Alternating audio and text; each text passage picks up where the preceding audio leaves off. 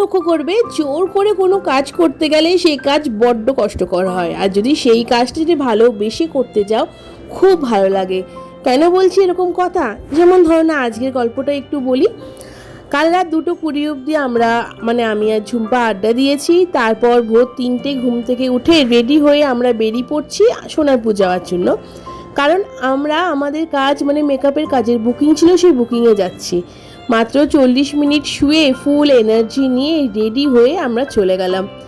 ভোরের এই হাওড়া ব্রিজ আর পেছনে সূর্য উঠছে, কি দারুণ লাগছিল দেখতে। এখন বাজছে 5:45 আর আমরা হাওড়া থেকে শিয়ালদা যাওয়ার জন্য বাসে উঠে গেছি। প্রচণ্ড গরম, অবস্থা খুব খারাপ হয়ে গেছে। সকালবেলা এত গরম, ফেরার সময় যে কী হাল হবে বুঝতে পারছি না। ট্রাভেল ব্লগার হওয়ার দরুন আমি মাঝে মাঝে এই সুন্দর ভিউটা দেখতে পাই, কিন্তু মেকআপ আর্টিস্ট হওয়ার দরুন এরকম ভিউ খুব কমই দেখি। কারণ এত ভোরবেলায় ভেন্যুতে যাওয়া, কাজ করা খুব একটা হয় না। আজকে যাচ্ছি আমি সোনারপুর কামালগাছিতে একটা অন্নপ্রাশনের মেকআপ করতে। না, বাচ্চার নয়, বাচ্চার মায়ের, বাচ্চার মাসির, এদের জন্য। শিয়ালদা সাউথ ডিভিশন থেকে ট্রেন ধরতে হবে।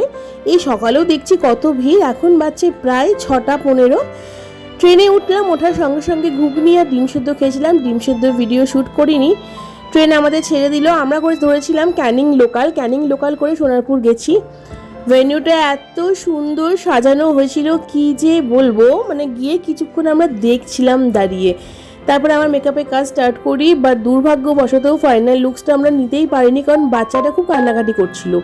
এদিকে লাঞ্চ করে আমরা বেরিয়ে পড়লাম। তখন বাজে দুপুর 3:20। কি যে গরম, যে বাসটায় উঠেছি, বাসটার একটু ভেতরে সিট অ্যারেঞ্জমেন্টটা দেখো, আমার ক্ষেত্রে ভীষণ ইউনিক লেগেছে। সকালবেলায় যখন হাওড়া থেকে বাসে করে যাচ্ছিলাম তখন বাজছিল ভোর 5:30, আর এখন যখন ফিরছি তখন বাজছে বিকেল 5:30। ঠিক পাখিরা যেমন বাড়ি ফেরে সন্ধেবেলায়, আমরাও আমাদের বাড়ির দিকে ফিরছি।